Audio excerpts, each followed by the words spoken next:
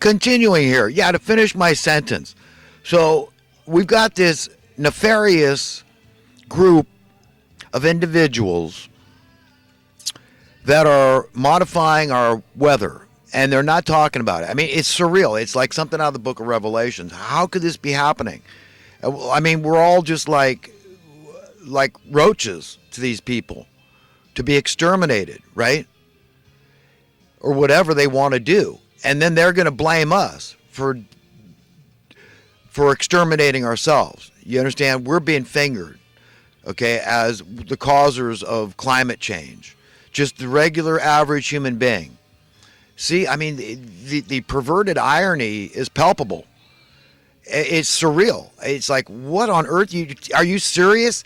The information is so readily available online about these weather modification programs, the chemtrailing. You can see the images, Google images of the planes that are outfitted to spray this stuff, and we still got people in denial. Oh, you crazy conspiracy theorists. Like, I don't know the difference between a contrail and something that spreads out and turns the sky from a nice deep blue to milky white. I can't, I mean, what am I, an imbecile? A child? He says, yeah, that's true. I mean, the science it's glaring. They've had this technology since the 60s at least, maybe before that.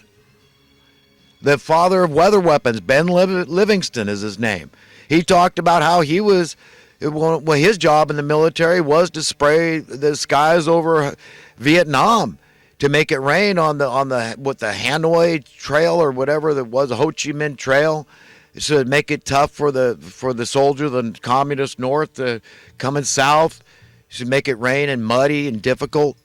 Yeah, he was able to do that. Take one little tiny cloud out of the sky, any little bit of moisture, and he could build on it. He talked about it, and eventually just start pouring rain with whatever he was spraying, whatever concoction. So that's modifying weather on a micro level. But these people are up there. They got God knows how many jumbo jets spraying this crap when they feel like it. I haven't seen that much of it, I'll admit, in the last, it's been a while. I mean, it seems like they've curbed it. And maybe it is something like out of the book of Revelation, where it talks about these plagues being poured out over the earth. How are these angels? Well, angels, they fly.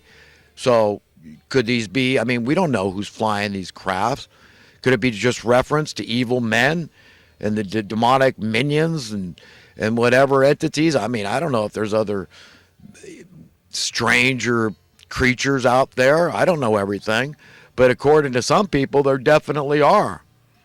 I mean, you know, what I hear SETI, they came out recently in the news with SETI. And, oh, we're not fighting nothing. And, oh, all those stories are all hoaxes. They don't have any crafts. And they never met any aliens. As if these people are the sole authority. They get one or two people and, you know, settled science. That's the story. Never before in history. All the accounts in the Bible. And it's all just made up nonsense by conspiracy theorists and crackpots, nuts. And they just put up the laughter curtain. Even though the majority of Americans, but not stupid people, believe it's all true and real. I mean, and look at the Drake's equation. The science behind it is staggering. The odds of there not being anybody in the universe are so minuscule, you know, not being other life just in our galaxy. It's absurd, according to Drake's equation. Of course, there's all teeming with life, the galaxy is. The universe, all the galaxies. Do you understand? So, big whoop. Get over it. Okay, if you listen to Bob Lazar, and I believe every word out of that man's mouth, he worked at a place far more secretive than Area 51, Area S4. Okay, this is where you got to have cosmic clearance. All these people that from SETI, you idiots, you don't have cosmic clearance. Listen to the people that do. And they'll tell you, say, yeah, I know everything in our inventory. Hell, I'm a nuclear physicist specializing in propulsion systems. Don't tell me I don't know what's in the human inventory. I do. I'm the guy designing the cutting edge stuff. And he says, no, there's crafts there that we didn't know how they operated. They had to be back engineered. Yes, of course, get over it. Big deal. Yes, we've got extraterrestrial crafts in our possession. How did we get them? God only knows. What is the commonality between a fallen angel and a holy angel? They can both fly. They both have the technology. They're not both flapping their wings. That's goofy. Who gave us all the technology we have on Earth? It came from God, because God gave us the brain. Therefore, God gave us the wherewithal to invent all the technology we have. This is what distinguishes us from all the other creatures. We have this vast intellect, this inexhaustible imagination, the ability to think something, put it on paper, and then make it manifest. Working together, that's what we've done. So it's no big deal to me. It's like, yeah, of course there's other creatures out there. I don't know who's flying these jumbo jets. I'm curious to see the pilots' faces. How dare they?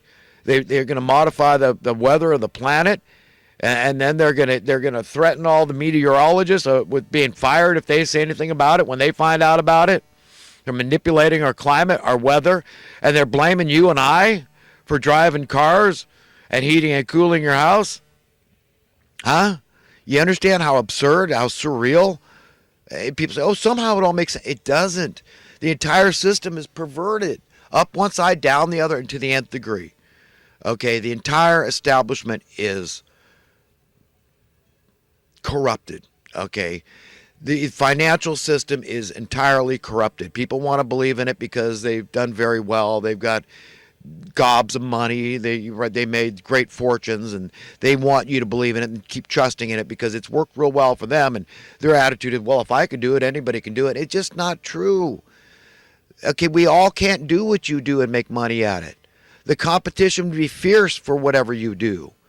Okay, you wouldn't do it. Well, I'm more blessed. I'm just smarter, and I'm more successful. I mean, what's going on in their heads? See, I don't understand their perverted little minds of people that just think because they made gobs of dough, billions or millions, that they think they're smarter or more blessed, or, you know, everybody should learn from me and just do what I did, and somehow it all makes sense, and it's okay to subjugate the farm workers whose jobs are imperative to the welfare society. And this is all, we can't give everyone a living wage. We've got to subjugate others. We don't call it slavery because, you know, that's a taboo word. But yes, we know it is, and it's just gotten worse and worse and worse since JFK was murdered and there was a money printer's coup, and we don't have sound money. We don't have sound economic policy, so it's injustice is the rule of the day. You see how it's all emblematic of the entire system is corrupted. It's under the satanic spell of evil men running the show. And I pointed out how they have an advantage over us. They're willing to do things that you and I wouldn't do for any amount of money. Okay, these people will do for an amount of money, for the right price. Do you understand? And that's why they rule over the righteous. We need God. How often do you watch Dr. Phil ever? How often does he talk to these people, all these problems, these forms of escapism, they get drugs, alcohol, and whatever. They're just always in a bad mood, or they're abusive, or this, that, or the next problem they got. Oh, well, let's just focus on the individual. We're going to get you help. We're going to put you in a recovery center and make gobs of dough. Everybody's making gobs of dough off these poor people. Does Dr. Phil ever tell you, you need God? You need a personal relationship with God. And it's not a religious thing. It's a scientific thing. Okay?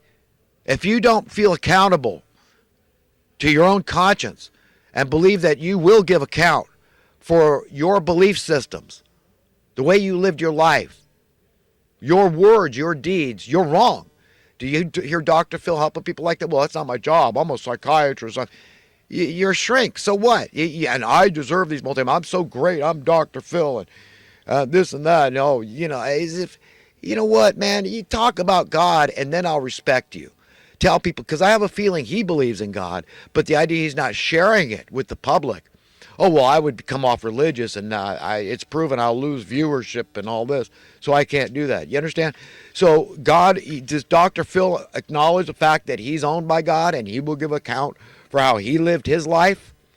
We all need to be. And I'm Dr. Phil's best friend, just as I am everyone's best friend, even Slick Willie, a man I cannot stand.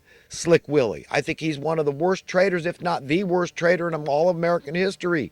What he did, getting rid of the Glass-Steagall Act, letting the banksters off their leash to go wreak havoc in the village, being America, dump all this money on the housing market, greatly debasing, deworthing, diluting our housing dollars and creating a horrific chain reaction of misery where everybody's scrambling. I need more money. My rent went up. My mortgage went up. I need more money for my services or my commodities. Scramble, scramble, scramble. Need another job. Need more work. Hyper competition. You understand?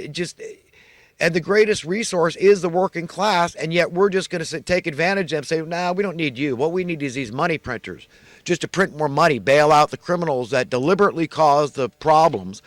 The bailout of '08, what Slick Willie did to us was strictly responsible for that bailout. Okay, there was a direct correlation with what he did, allowing the criminals off their leash to dump all that money on the housing market, knowing they were going to blow the pipes out of the economy. These people have Harvard degrees, Pete. Don't tell me it was incompetence or stupidity. It was criminality, theft. So you wonder why I don't like Slick Willie? I mean, that's it. But I'm still his best friend. I'm saying, repent or perish. Come out and tell the public what a traitor you are. Get it off your chest. You're going to stand before God, and he's going to ask you about that. You know what you did to the working class, blue collar, the most valuable resource out there, the workers? I mean, nothing gets done without workers. And conversely, everything gets done with them. These people making their profits on Wall Street. Oh, I'm so great. I'm invested in Wall Street, and I deserve to make all these profits. But I don't believe in a universal basic income. Oh, well, you freaking liberal giving money. I'm a fiscal conservative. We're giving $50 billion a year. What are these people that profess to be conservatives are opposed to a universal basic income? But no, we're fine with, housing authority paying 90% of you live in Manhattan, New York, Manhattan, and your rent's $2,500 a month or something, and you got Section 8 housing authority in there paying 90% of your rent because you're on a minimum wage job, and so your percentage of payment of your rent's only this, and that's forever. As long as you're still holding a minimum wage job, you qualify for your Section 8 discount. That all gets paid to the landlord. So the landlord gets $2,300, let's say, from the Section 8 that the taxpayers are putting the tab on forever. Okay, and then their payment is $200 because, well, the minimum wage is all you can afford on a minimum wage job. We're gonna let you keep some money. But I'm radical because I say let's take that $50 billion and just buy people places, and then we're done at least. Okay, people get to live where they want to live. That's the way it should be. That's freedom. That's America. You understand what they've done to us? And this minimum wage, I mean, you see what they've done? There hasn't been a wage proportional to the cost of living increases. There hasn't been any oversight, checks and balances. No, the minimum wage workers have been cheated. They balkanized us. They should have kept the minimum wage. So no matter if you lived in San Francisco, Manhattan, New York, or you lived in BF, Arkansas, okay, your minimum wage was the same. Housing costs, I mean, were similar because everybody were living where they wanted to live. You can only live in one house at a time. You understand? I mean, we could have it all. We could have whatever we want. That we would have seen at least some progress if JFK had gotten his way, competing currency. He was a true capitalist. The Federal Reserve was going to be out of business in short order. We didn't need him. He was already circulating a new currency. So he had already supplanted the need for the Federal Reserve. We didn't need their dollars. He introduced his own dollars that the American people were taken to. Silver backed, we like it. They looked about like dollars.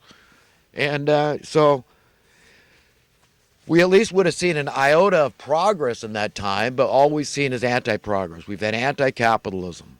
People are crying for socialism, but they don't understand. I mean, they've been taking that away too.